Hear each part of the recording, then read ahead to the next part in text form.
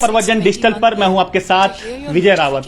आज सुबह हमने आपको खबर दिखाई थी जो यूके SSSC में वीडियो और वीपीडीओ जो भर्ती धांधली के आरोप लग रहे हैं।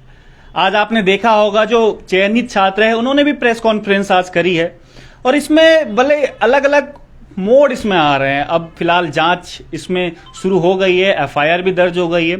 बॉबी पंवार हमारे साथ में है जिन्होंने पूरी जुग्गत लगाई है कि किसी तरीके से जो ये इसमें ब्लैक शिप्स घुसाई हैं, जो पैसे देके भर्ती हुए हैं, ऐसा इल्जाम बॉबी पंवार ने लगाया है उनके ऊपर कि इसमें धांधली हुई है। तो क्या कुछ कहना है, क्योंकि बहुत आलोचना भी झेलनी पड़ रही है, बॉबी पंवार पे भी बहुत सवाल खड़े हो रहे हैं। अभी बीच में हम लाइव कर रहे थे, लाइव थोड़ा इंटरप्ट हो गया था बीच में, तो सीधा सवाल पे लिए चलते हैं। बॉबी पंवार हमारे साथ हैं। बॉबी भाई, कुछ छात्र जो चयनित हुए हैं उनका सीधा आरोप आप पर यह है कि भाई उनकी क्या गलती है। अब अगर आपको जांच करवानी है, जांच करवाइए, कम से कम उन्हें नियुक्ति तो दीजिएगा। उनकी क्या गलती है? उन्होंने तो मेहनती छात्र हैं, कई ऐसे छात्र हैं जो गरीब परिवार से भी आते हैं और आपने तो उनका भविष्य बर्बाद कर दिया। नहीं, देखिए, आरोप प्रत्यारोप तो ये होते रहते हैं। अगर वो आरोप लगा रहे हैं तो हम उनकी उसमें अड़ंगा डाल रहे हैं, तो हम भी आरोप लगाते हैं कि आप भी क्यों मतलब जांच को होने नहीं दे रहे। हम ये कहना चाहते हैं साफ और स्पष्ट शब्दों में कि भाई साहब, हमने तो हमेशा जांच के लिए कहा कि जांच हो, इसकी अच्छी तरह जांच हो। कई प्रकार से हमने आंदोलन किए, सब कुछ किया। तो उसके बाद क्या हुआ कि ये वो लोग हैं कि कोर्ट भी खुद जाते हैं, कोर्ट भी खुद चले गए। इन्हें किसने कहा कि तुम कोर्ट जाओ, जब इन लोगों को ये भी पता कि मामला कोर्ट में जाएगा तो ज्यादा लंबा जाएगा। मतलब अपने आप तुम कोर्ट जाओ, और कोर्ट ने जब 70 दिन का टाइम दे दिया है तो भाई सब्र रखो अब 70 दिन के लिए। क्यों किसी पे अनर्गल बातें कर रहे हो, या क्यों इस प्रकार के जो असभ्य शब्द है उसका प्रयोग करके आप लोगों को टारगेट कर रहे हो। ये आपकी नैतिकता दर्शाती है कि किस प्रकार के आप अपने आप को पढ़े लिखे हुए बोलते हो। मैं तो ये कहना चाहता हूँ कि आप पढ़े लिखे हुए के। लेकिन देखिए, उनका इल्जाम ये है कि हर भर्ती में आप आते हो, हर भर्ती में कुछ ना कुछ कहते हो, इसमें घपला हो गया, उसमें घपला हो गया। भाई ऐसी भर्ती में घपला होते रहेंगे तो जो मेहनत करते हैं बच्चे, उनका किस तरीके से बेड़ा पार हो पाएगा, वो किस तरीके से ज्वाइनिंग लेंगे। कम से कम ज्वाइनिंग तो होने दो। उनका आरोप सिर्फ यही है आप जांच करो, लेकिन ज्वाइनिंग क्यों नहीं होने दे रहे हैं? नहीं, ऐसे कैसे हो सकता है कि ज्वाइनिंग भी। It's 6:24 p.m.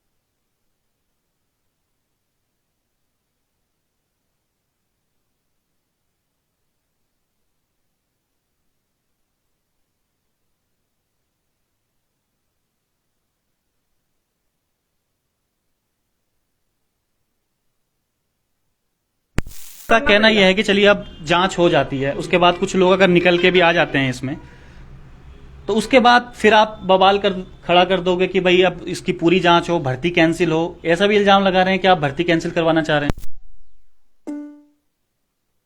It's 6:25 p.m.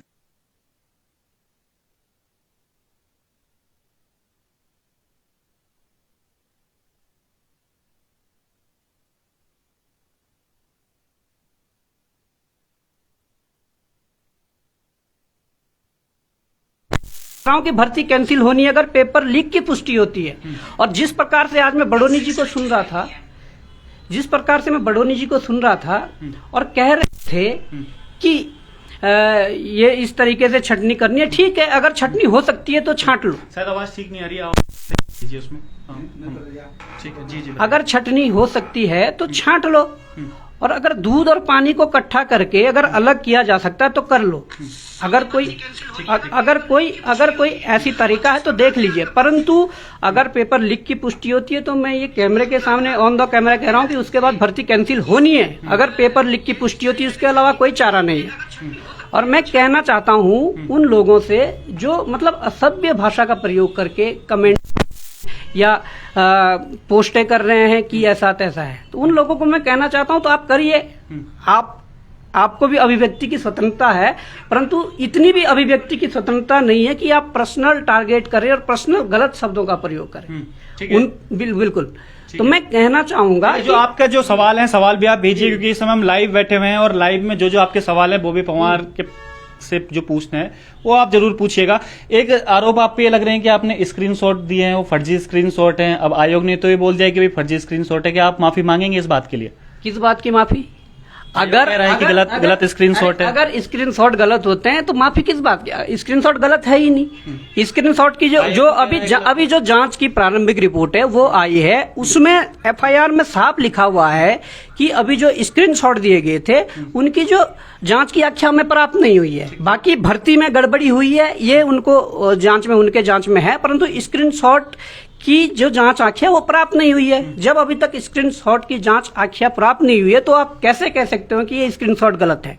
और मैं ये भी कह रहा हूं कि अगर आप लिपापोती करने का काम करेंगे, यहाँ की सरकार, यहाँ का आयोग या यहाँ की जो जांच एजेंसी और लिपापोती करने का काम करेंगे, ये कैमरे के सामने बोल रहा हूं कि हमारे पास जांच करने के और भी तरीके हैं, और अगर हमें थोड़ा भी अंदेशा होता है या थोड़ा भी संदेह होता है कि जांच में लिपापोती की जा रही है तो हमारे पास और भी तरीके हैं। माननीय न्यायालय का सहारा लेकर सीबीआई जांच के आदेश करवाएंगे और तब देखना कि कई लोगों की कुर्सियां खतरे में पड़ सकती है, वो अधिकारी हो या नेता हो। अच्छा, ये आप गौर करके सुन लीजिए इस बात को। आपने उन्हें कॉन्फिडेंस में क्यों नहीं लिया? जो बच्चों का जो चयन हो रखे है उनका, बच्चों का आरोप है कॉन्फिडेंस में लिया ही नहीं, हमें ये बात करते हैं भर्ती रद्द करवाएंगे, ज्वाइनिंग नहीं होने देंगे, इस प्रकार की बातें करते हैं। कम से कम बॉबी पवार उनसे एक बार बातें तो करता है, भाई आपके खिलाफ नहीं है, क्योंकि उन्होंने आज प्रेस कॉन्फ्रेंस करी इस बारे में और ज्यादातर जिक्र आपका था उसमें। नहीं, हमारा जिक्र है तो अच्छी बात है। कॉन्फिडेंस में लेने की बात ही कब आई? मैंने तो कई बार कई छात्रों से बात की, कई चयनित छात्र हमारे मित्र हैं और कई चयनित छात्र जो अच्छे रैंक के साथ चयनित है वो हमारे साथ है। वो कह रहे हैं कि भर्ती की निष्पक्ष जांच होनी चाहिए, उसके बाद ही ये प्रक्रिया आगे बढ़नी चाहिए। और ये उनका कहना भी सही है, क्योंकि ये उत्तराखंड में जो लगातार भर्तियों में भ्रष्टाचार हो रहा है, ये पूरी प्रक्रिया बन गई है कि होना ही होना है। इस भावना को बदलना होगा और ये भ्रष्टाचार जो कर रहे हैं या पैसा दे रहे हैं, पैसा जो ले रहे हैं, इनके खिलाफ कड़ी कार्रवाई होनी चाहिए। और मैं कहना चाहूंगा जो लोग आज ये कह रहे हैं कि हमें विश्वास में नहीं लिया, जब पहले दिन बॉबी पवार आयोग जाता है और आयोग के गेट में बॉबी पवार का विरोध हो जाता है और उस समय कहते हैं कि कौन है बॉबी पवार, हम नहीं जानते, किसने अध्यक्ष बनाया, क्या है। मैं उन लोगों को कहना चाहता हूं, जिस वीडियो भर्ती की आप ज्वाइनिंग की बात कर रहे हो ना, उस विज्ञप्ति निकालने के लिए बॉबी पवार और उनकी टीम ने दमखम लगाया है। कोविड काल में जब 2020 में, जब 23 सितंबर 2020, मुझे आज भी डेट याद है, 23 सितंबर 2020 को एक दिन का मात्र विधानसभा सत्र हुआ था, जब आपस में लोग मिलने से डरते थे, जब कोविड पूरा पिक पे था और चल रहा था, उस दौरान बॉबी पवार की टीम ने विधानसभा कूच किया और वीडियो हमारे पास साक्ष्य भी, आज वीडियो भर्ती निकालने के लिए। तो आज आप लोग कह रहे हैं कि बॉबी पवार कौन होता है, और जो ये लोग कह रहे हैं कि हम बॉबी पवार के साथ 2018 से थे, तो मतलब जब तुम्हारे लिए लड़े तो तुम्हारे लिए बॉबी पवार सही था। आज अगर भर्ती में भ्रष्टाचार की आवाज उठाई है बॉबी पवार ने, बॉबी पवार आज गलत हो गया। तो मैं उन लोगों से कहना चाहता हूं, आप अपनी अगर लड़ाई इस तरीके से लड़ रहे हैं, अपने आप को विपक्ष मान रहे हैं, तो आप लड़िए, कोई दिक्कत नहीं है। मैं उन लोगों को कहना चाहता हूं, हम जैसे लड़ाई लड़ रहे हैं, आपका भी अधिकार है, और मैंने कभी नहीं उन्हें टोका होगा, ना कभी मैंने ऐसे कमेंट या उनके खिलाफ ऐसी पोस्ट की होगी कि आप अपनी लड़ाई ना लड़िए। आपका अधिकार है। आपका क्या होगा? सीधा कहना यह है भाई, उनका क्या होगा जिन्होंने मेहनत करी है, छात्रों ने जो ज्वाइन हो गए? क्योंकि मेरे पास बहुत सारे फोन भी आए, मेरे पास बहुत सारे व्हाट्सएप मैसेज भी आए कि ना सर हमारी क्या गलती है, बता दो बस। खाली जो आप मीडिया के लोग और बॉबी पवार और सबके सब एक पक्ष पूरा दिखा रहे हैं, हम लोगों की क्या गलती है जो हम लोगों ने इतनी मेहनत करी, हम गरीब परिवार से आते। एक तो कह रहा था कि 5,000 रुपए वो कमाते हैं उनके पिताजी, उन्होंने बड़ी मेहनत करी है, अब उनकी पूरी आस टूट गई। क्योंकि जब इनकी ज्वाइनिंग हुई थी, जब उन्हें पता चला था कि भाई इनका वीडियो में सिलेक्शन हो गया है, अब ज्वाइनिंग नहीं मिल पा रही, लोग उन पे भी सवाल कर रहे हैं कि आप तो समय बोलते थे कि आपका हो गया वीडियो में, अब वो किस मुंह से उन लोगों के बीच जाएं, उन लोगों को बोलें? क्योंकि मानसिक उत्पीड़ना बहुत हो रही है उन लोगों को। देखिए, जो ब्लैक शीप या जो पैसा देकर 200, 300, 400 लोग जो अंदर हुए हैं, क्या उन्होंने मेहनत वालों की सीटें नहीं काटी? ये मेहनत वाली बात तो उन पे भी लागू होती है जिनका पॉइंट से सिलेक्शन रुका है, जिनका 1 नंबर से सिलेक्शन रुका है, या जिनके सही प्रश्नों को गलत देकर आयोग के एक्सपर्ट ने उनको बाहर किया है। वो सिलेक्शन में थे परंतु उनको जानबूझ के बाहर किया गया है। क्या ये आयोग को इतनी शर्म नहीं है कि हमारा यूकेपीएससी लोक सेवा आयोग जो है वो कुछ प्रश्नों को एक्सपर्ट की उस पे एक्सपर्ट गलत दे देते हैं और उसके बाद वो तुरंत 25 एक्सपर्ट पर कार्रवाई करके उन्हें हटा देते हैं। क्या ये आयोग नहीं कर सकता? ऐसे नहीं करना है, क्योंकि यहां पर आयोग के अंदर से ही साठगांठ तय हो जाती है। और मैं ये दावे के साथ कहता हूं कि आयोग के अंदर के अधिकारी मिले हुए हैं और आयोग के अंदर से ये तय हो जाता है कि किस बच्चे का पेपर किस शिफ्ट में करवाना है। मैं ऐसे कई उदाहरण दे सकता हूं जो एक एक परिवार से एक एक शिफ्ट में सबके पेपर करवा रखे और उनका एक ही उसमें चयन भी हो रखा है। ये बहुत कम देखने को मिलता है। हम एक आध केस मान सकते हैं कि ठीक है तुक्के में हो गया या हो गया, परंतु ऐसे ये सोची समझी रणनीति के तहत भ्रष्टाचार करवाना, ये तो कोई आयोग से सीखें। और आयोग के पदाधिकारियों पर मैं छाती ठोक के आरोप लगा रहा हूं, अगर सुधरे नहीं। सवाल आ रहे हैं, लगातार कह रहे हैं कि बोबी भाई से पूछो कि आप मेहनती छात्रों की नियुक्ति चाहते हो या नहीं चाहते हो। सीधे शब्दों में आप आंसर दीजिए इस बात का। हम सीधे शब्दों में ये आंसर देते हैं, आप जांच होने दीजिए। जांच में यदि ये पुष्टि होती है कि पेपर लीक हुआ है तो पेपर दोबारा होना है, और अगर जांच में ये कुछ नहीं निकलता है तो ठीक है, हम भी आपके ज्वाइनिंग के लिए लड़ेंगे। अगर उसके बाद आयोग ज्वाइनिंग नहीं देता है, सरकार ज्वाइनिंग नहीं देती, तो हम आपके ज्वाइनिंग के लिए लड़ेंगे अगर भ्रष्टाचार नहीं हुआ है। परंतु भ्रष्टाचार तो सिद्ध हो चुका है, भर्ती में भ्रष्टाचार हुआ है। मुख्यमंत्री जो 4 महीने से नहीं सुन रहे थे, अचानक से जब उन पे आपने मुख्यमंत्री पे भी इल्जाम लगाया कि मुख्यमंत्री इस जो भर्ती जो हुई है इसमें जो धांधली उसको संरक्षण दे रहे हैं, ऐसा इल्जाम भी आपने लगाए थे शुरुआत में। तो वो लोग सवाल आपसे पूछ रहे हैं कि अब आप मुख्यमंत्री के पास जा रहे हो, उन्हें ज्ञापन दे रहे हो, अब उनका भी धन्यवाद कर रहे हो कि भाई आपने चलो इसमें जांच तो बैठाई। नहीं, देखिए, जब तक हमारी बात नहीं सुनी गई थी, क्या 4 महीने बाद नींद खुल रही है, परंतु आज देर आए दुरुस्त आए, हम इस चीज को मानते हैं। अगर मुख्यमंत्री ने जांच के आदेश दिए तो उसका भी कुछ कारण होगा। वो कारण यह है कि जब अधीनस्थ सेवा चयन आयोग के पास जो प्रारंभिक रिपोर्ट जाती है, उस रिपोर्ट में यह साबित हो जाता है कि भर्ती में गड़बड़ी हुई है। उस आधार पर ही मुख्यमंत्री ने जांच के आदेश दिए हैं। और जो अज्ञात के खिलाफ मुकदमा दर्ज किया है, कई ज्ञानी विद्यार्थी जो हमारे हैं उत्तराखंड में, वो तो कह रहे हैं कि अज्ञात के खिलाफ का मतलब है जैसे आपका पर्स खो गया है, इस तरीके से आप मुकदमा दायर कर दोगे। अरे महान ज्ञाताओं, ये भी सुन लो, अज्ञात के खिलाफ मुकदमा दर्ज करने का मतलब ये है कि भर्ती में गड़बड़ी हुई है, इसलिए भर्ती में मुकदमा दर्ज हुआ है।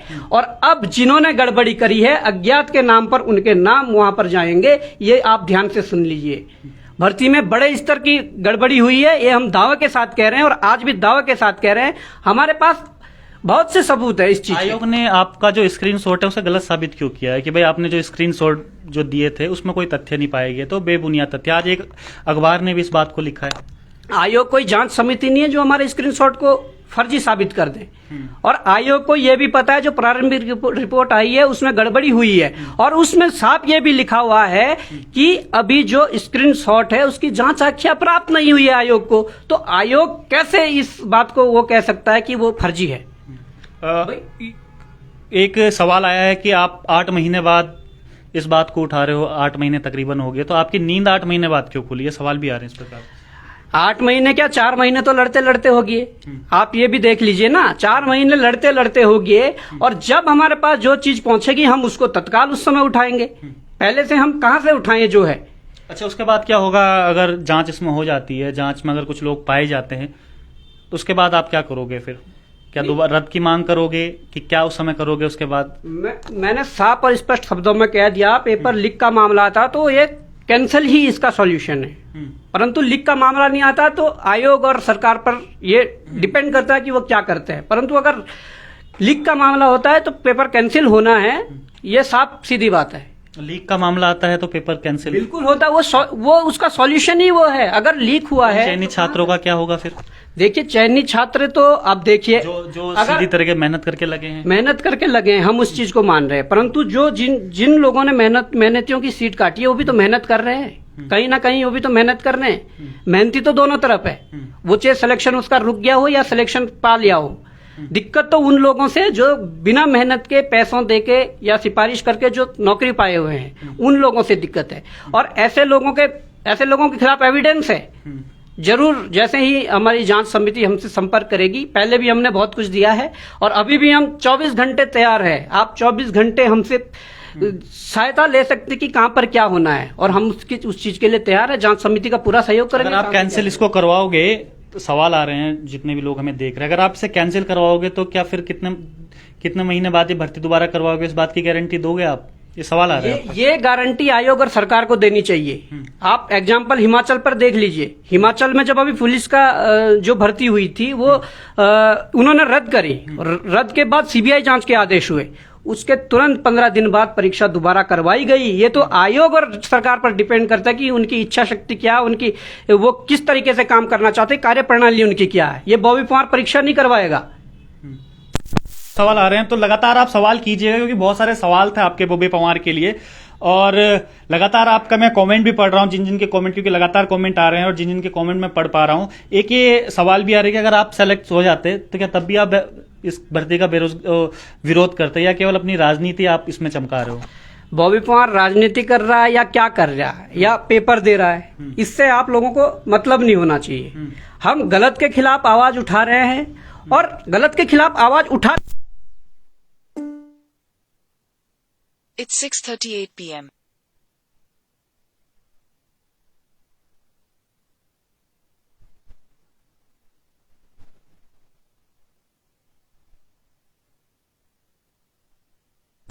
ही खड़े और अंतिम तक सच्चाई के साथ खड़े रहेंगे जब तक इसको अंजाम तक ना पहुंचा दिया जाए। अच्छा, बार बार उसकी बात भी आ रही है कि आपको अध्यक्ष किसने बनाया बेरोजगार संघ का, चुनाव कब हुए थे, हमने तो वोट नहीं डाले। इस प्रकार के सवाल भी आ रहे हैं कि भाई आप अपने आप तथाकथित अध्यक्ष बन गए। इनको मैं ये कहना चाहता हूं कि ये कोई वो नहीं है कि तुम चुनाव करवा के, कोई प्रत्यक्ष चुनाव करवा के तुम इसका सिलेक्शन वो करते हो, नियुक्ति अध्यक्ष बनाते हो। मैं कहना चाहता हूं जब हमारा जो ये संगठन बना था ये मार्च 2018 में बना था और गांधी पार्क में पूरे प्रदेश भर से तकरीबन 200-250 लड़के एकत्रित हुए थे। उस दौरान मुझे अध्यक्ष पद पर चुना गया था, पीसी पंत को उपाध्यक्ष चुना गया था और तमाम प्रकार के और भी साथी थे जिन्हें पदाधिकारी बनाया गया। उसके बाद हमने जब 26 मार्च 2018 को मेरे नेतृत्व में पहला आंदोलन हुआ, उस आंदोलन में विज्ञप्ति निकालने को लेकर और परीक्षाओं में जो वार्षिक कैलेंडर वगैरह इस तरह की तमाम मांगों को लेकर एक सचिवालय कूच की, में लाठीचार्ज हुआ। हमारे तकरीबन 8-9 या 10 साथी हमारे हॉस्पिटल में एडमिट हुए। त्रिवेंद्र रावत उस समय मुख्यमंत्री थे। तो हमारी तो लड़ाई तब से जारी है और हम कोई ऐसे मकसद से उसमें नहीं गए थे कि हम वो राजनीति करेंगे या वो चीजें हैं। मैं कहना चाहता हूं हम तो गए थे, परंतु पहले ही आंदोलन में जब मुकदमे ऐसे हुए कि इन्होंने किसी ऐसे लोगों को बीच में भेज दिया, उनसे पथराव करवा दिया और उल्टा हम पे मुकदमा करवाया। बहुत हमारे साथ इतना हमें परेशान किया गया सरकार द्वारा कि पूछो मत। तो वो मैं कहना चाहता हूं कि हम तो तब से लड़ाई लड़ रहे हैं, पर जो ये कमेंट कर रहे हैं मैं इनसे कहना चाहता हूं कि आप कौन होते हो पूछने वाले कि भाई आपको अध्यक्ष किसने बनाया। अगर आप उपस्थित होते तो आप करते, परंतु जब बॉबी पवार विज्ञप्ति के लिए लड़ता है, जब बॉबी पवार रिजल्ट निकालने के लिए लड़ता है या जब आपके पक्ष का मामला हो, आपका सिलेक्शन नहीं हुआ, भर्ती में धांधली हुई हो, बॉबी पवार लड़ रहा था, बॉबी पवार आपके लिए ठीक है। परंतु जब आपका सिलेक्शन हो जाता है तो आप बिल्कुल एक दूसरे ग्रह से आए हुए व्यक्ति की तरह एक बिहेव करते हैं कि बॉबी पवार ऐसा कर रहा है तैसा कर रहा है। बॉबी पवार ने जो लड़ाई जो चुनी है उस लड़ाई को अंजाम तक पहुंचाऊंगा, ये मेरा वादा है। मैं आपसे एक और बात कहना चाहता हूं, ये बात मैंने आज तक किसी मीडिया से या किसी अपने पोस्ट के माध्यम से इसको साझा नहीं किया। कई लोग तो बीच में धमकियां देने लगते, बॉबी पवार को गोली मार देंगे। अरे तुम्हारी इतनी ही हैसियत है तो मैं कहना चाहता हूं कि तुम आके बॉबी पवार के गोली मार के दिखाओ। और कई लोगों को कह रहे हैं कि उनको हम गोली मार देंगे और फिर मैं हमारे साथियों को फोन कर कि उन्हें बोल दो कि कई क्वेश्चन कर रहे हैं कि आप कौन होते हो ये बताने वाले कि हम मेहनती हैं या फेक हैं, आप क्यों लड़ाई लड़ रहे हो? हमने तो नहीं बोला कि आप हमारी लड़ाई लड़ो। हम तुम्हारी लड़ाई तभी तो नहीं लड़ रहे हैं जब तुम ये कह रहे हैं कि आप कौन होते हैं। हम उनकी लड़ाई लड़ रहे हैं जिनका हक मारा गया है। ये साफ तौर पर सुन लीजिए। इन्हीं वर्ड्स की वजह से ये जो गलत शब्दों का प्रयोग करके जो या गलत कमेंट करके जो ये आज तक हमें वो किया गया ना, आपको लगता है बॉबी भाई कि उन लोगों को भी आपको कम से कम बात करनी चाहिए जो इस तरीके का आपका विरोध कर रहे हैं? उन लोगों को कम से कम अपने कॉन्फिडेंस में तो लेना चाहिए कि भाई हम समझाना चाहिए। पढ़े लिखे बच्चे हैं सारे के सारे, ऐसे तो नहीं जिन्होंने वीडियो और वीपीडीओ का एग्जाम क्रैक किया है, बहुत मेहनत लगती है पढ़ने में। उनको कॉन्फिडेंस में लिया जाना चाहिए और तर्कपूर्ण ढंग से समझाना चाहिए कि भाई ये लड़ाई हम आपके लिए ही लड़ रहे हैं। हम तो लड़ाई लड़ रहे थे इनके लिए, परंतु मैं विजय भाई बताना चाहूंगा कि ये लोग क्या है कि ये लोग कुछ लोग स्वार्थी हो गए बहुत ज्यादा। मैं कह It's 6:42 p.m. वीपीडीओ में जो सिलेक्शन जिसका हुआ है, बिल्कुल वीडियो वीपीडीओ में सिलेक्शन है, कनिष्ठ सहायक में सिलेक्शन है, और चीजों में सिलेक्शन ले रखा। वो कह रहे हैं यार कब तक ऐसा चलेगा, चलो हम तो निकल जाएंगे, हम तो टॉप रैंक में आने वाले थे, चलो इन धांधली वालों की वजह से हम थोड़ा नीचे आके कोई नहीं, हमारा सिलेक्शन हो गया। परंतु अगर स्थिति ऐसी रही तो हमारे आने वाले भाई बहन जो है जिनके पीछे हम हजारों रुपए महीने के खर्च कर रहे हैं, वो कैसे सिलेक्शन पाएंगे जब इस प्रकार की स्थिति उत्पन्न हो जाएगी। आप देख सकते हैं तमाम प्रकार के भ्रष्टाचार उजागर हुए हैं, फॉरेस्ट गार्ड से लेकर आप ये वीडियो वीपीडीओ वन दरोगा, पता नहीं कितनी भर्तियां हैं जो इसके भ्रष्टाचार की भेंट चढ़ी है। तो आपके आंखें तब भी नहीं खुल रहे हैं। मैं कहना चाहता हूं ये लड़ाई उत्तराखंड के भविष्य की लड़ाई है। किस ओर आप जा रहे हो? हम कहना चाहते हैं कि इस लड़ाई को अंजाम तक पहुंचाने के लिए हम लड़ रहे हैं और अंजाम तक पहुंचा कर रहेंगे। मैं साफ शब्दों में कह दे रहा हूं कि भाई जब जांच हो रही है तो जांच होने दीजिए, क्यों बीच में टांग अड़ा रहे हो? और खुद प्रॉब्लम तो होगी जो सिलेक्शन जो बच्चे हुए हैं। अगर इन लोगों को इतनी प्रॉब्लम है ना तो कोर्ट भी नहीं जाते। कोर्ट क्यों गए भाई? और कोर्ट ने 70 दिन का टाइम दिया तो 70 दिन तक घर में बैठे रहो। अब 70 दिन तक क्या पता जांच 30 दिन में या 25 दिन में 2 महीने में आ जाती, पर अब 70 दिन का टाइम दिया, 70 दिन आप बैठे रहिए। और मुझे ये भी हो सकता है कि कोर्ट 70 दिन बाद फिर और आगे टाल दें। कोर्ट गए क्यों? कोर्ट तो हमें जाना चाहिए था या उन अभ्यर्थियों को जाना चाहिए था जिनका हक मारा गया है, वो तो गए नहीं, परंतु ये जाके सीधे कोर्ट चले गए। अब कोर्ट का प्रोसेस आप देख लीजिए कितना। सवाल ये भी आ रहे हैं कि भाई आप अध्यक्ष हैं, चलो ठीक है लड़ाई लड़ रहे हैं, आपको फंडिंग कौन कर रहा है? आपका खर्चा किस तरीके से चलता है? क्या ऐसा तो नहीं है कि कोई दल आपको फंडिंग कर रहा हो? एक कोई रेड्डी गैंग का नाम भी यहाँ पे आ रहा है कि रेड्डी गैंग के आदमी आप हो या कोई आपको फंडिंग कर रहा है। अरे हम कौन से गैंग के आदमी है? ये आप जिस गैंग के आदमी मानना मान लो। और जहां तक खर्चे की बात है ना, आज भी अपनी माँ से खर्चा मंगवाता हूँ। अपनी माँ से जो जेब खर्चा मुझे मिलता, उस खर्चे में से तुम्हारे लिए फोटोकॉपी जो हर ज्ञापन में लगती है, उस खर्चे से, उस जेब खर्चे से अपने इसमें तेल डलवाता हूँ। उस खर्चे से दिन भर भागा दौड़ी करता हूँ कि यार गलत हो रहा है, इस लड़ाई को अंजाम तक पहुंचाई जाए। परंतु कुछ लोगों की मानसिकता ही तुच्छ मानसिकता है और कुछ लोगों का ही काम ये है, ये जब अपने चेहरे लेकर सामने नहीं आ सकते हैं तो फेक आईडी बना के ट्रोल करते हैं। और मुझे फर्क नहीं पड़ता तुम कितना ही ट्रोल कर लो, कुछ लो, हमारे बीच में हमारे जो रास्ता है, वो जो हमारे मंजिल का रास्ता है, उस मंजिल के रास्ते के बीच में आप आ नहीं सकते। आप आकर दिखाइए तब बताएंगे। और वो लोग भी आकर दिखाए जो कह रहे थे कि बॉबी कुमार को गोली मार देंगे। आप आके तो दिखाइए एक बार, वो सबक तब सिखा देंगे जब तुम सामने आओगे। जो उनका नाम आप सार्वजनिक क्यों नहीं करते हैं कि कल के दिन कोई दुर्घटना आपके साथ होगी, कम से कम ये तो रहेगा कि भाई इस दुर्घटना के पीछे ये भी हो सकते हैं। अभी कुछ दिन बाद हम देने वाले हैं, यहाँ पर डीजीपी साहब को देंगे कि किस प्रकार से कौन कौन धमकियां दे रहा था, कौन कौन अभद्र भाषा का और इस प्रकार से वो कर रहे थे कि हमें शारीरिक रूप से क्षति पहुंचाई जाए। इस प्रकार के जो लोग हैं, इन लोगों की लिस्ट भी देने वाला हूँ। संभल जाइए, मैं कह रहा हूँ। ये लड़ाई कोई बॉबी कुमार की पर्सनल लड़ाई नहीं है, प्रदेश की लड़ाई लड़ रहा हूँ और दिल खोल के लड़ रहा हूँ। और आप कौन होते हैं कि ये क्यों लड़ रहे हो, क्या लड़ रहे हो? इस लड़ाई में 5-6 साल से लड़ाई लड़ रहा हूँ, कई बार जेल यात्रा भी कर चुका हूँ। अच्छा, क्यों कर रहे हैं? मेरा भी एक सवाल है, क्यों कर रहे हैं इतना, जब घर से खर्चा मंगाना पड़ रहा है? कोई एग्जाम अब आपने पहले तैयारी करे तब तैयारी नहीं कर रहे हैं, कोई एग्जाम नहीं दे रहे हैं, तो क्यों लड़ रहे हैं इनके लिए इतना? देखिए होता क्या है कि जब आप इस तरह की लड़ाइयां लड़ते हैं तो कई लोगों से अच्छे संबंध हो जाते हैं। अच्छे संबंध का मतलब है कि कुछ लोग हमारे साथ जो जुड़े थे, आज उन लोगों का हक मारा गया है। अब आज मैं उन लोगों के हक अगर मारा गया है और वो मुझसे आकर अपेक्षा कर रहे हैं कि बॉबी कुमार हमारे साथ आकर लड़ाई लड़े, और आज मैं उनको पीठ दिखाकर मैं भाग जाऊं, तो लोग क्या कहेंगे मेरे बारे में? लोग साथ हैं आपके, लोग साथ हैं आपके जो जितने भी हैं, क्योंकि मैं ज्यादातर कमेंट आपके नेगेटिव देख रहा हूँ यहाँ पे। अरे नेगेटिविटी फैलाने दो, लोग हमें अगर किसी ने एक व्यक्ति ने भी बोला होगा ना किसी मुद्दे के लिए, हमने ये नहीं कि हमने इसी मुद्दे को, हम तो 5-6 सालों से तमाम मुद्दों को लेकर लड़ाई लड़ रहे हैं कि कोई एक भी परेशान व्यक्ति था, जिसने कोई एक व्यक्ति था उसने भी अगर बोला कि भाई साहब मेरा ये काम है, तो जो हमसे बन पड़ा, जो हमसे हुआ, हमने उसकी भी वो सहायता की है। ये कोई ऐसा नहीं है कि मैं वहां पर वो देखूं कि ये इतने लोग हैं तब जाके मैं करूं, हमारा ये कोई ऐसा वो नहीं है।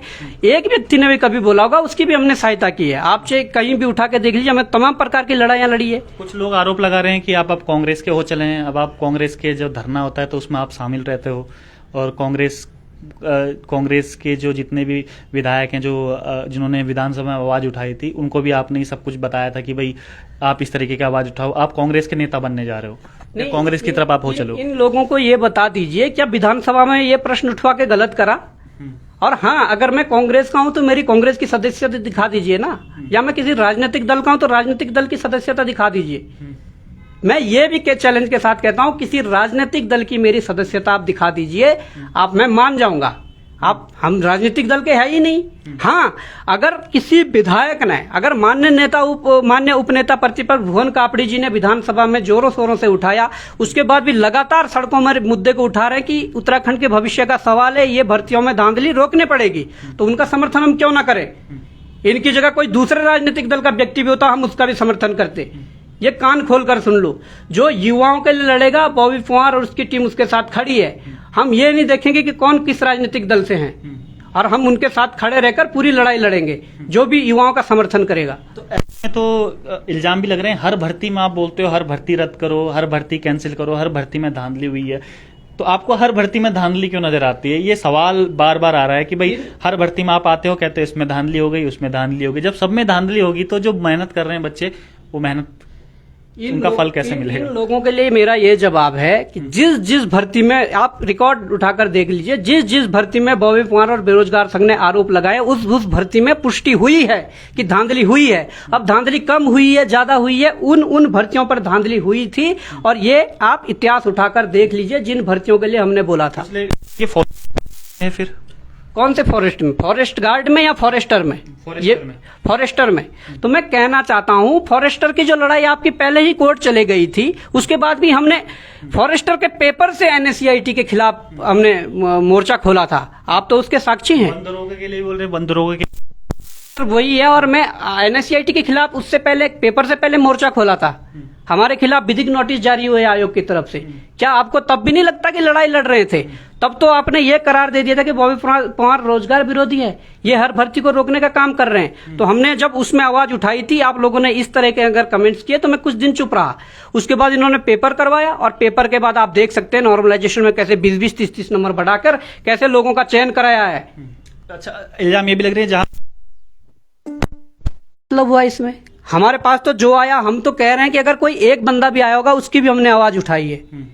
आप चाहे सहायक लेखाकार से लेकर जितनी भी तमाम भर्तियां हैं उनके लिए हमने आवाज उठाई है। तो इसमें बच्चों का तो कोई मतलब ही नहीं हुआ। और ये कह रहे हैं कि आप जहां ज्यादा बच्चे होते हैं, जहां वोट बैंक होता है, अरे कौन सा चुनाव लड़ लिया बॉबी पंवार ने? कौन से वोट बैंक की आप बात कर रहे हो? क्या बॉबी पंवार वोट बैंक के लिए काम कर रहा है? कुछ ये कह हमारी तो जिस प्रकार से STF से, SIT से, CBI से, ED से जौन सी भी जांच करानी है और जैसी भी जांच करानी है, छाती ठोक के कह रहा हूं उत्तराखंड सरकार को, आयोग को और समस्त इन आरोप लगाने वालों की उस प्रकार की जांच बॉबी पंवार के खिलाफ करके दिखाइए। क्योंकि बॉबी पंवार ने जब कुछ ऐसा करा ही नहीं है, या बॉबी पंवार की जब कोई ऐसे करने की, कोई गलत काम करने की मंशा ही नहीं है, तो आप उसके खिलाफ जांच करवा लिये। मैं दावे के साथ कहता हूं उत्तराखंड सरकार को, आयोग को और आरोप लगाने वाले अभ्यर्थियों को कि आप बॉबी पंवार की जांच करवा लीजिए। लोग It's 6:51 p.m.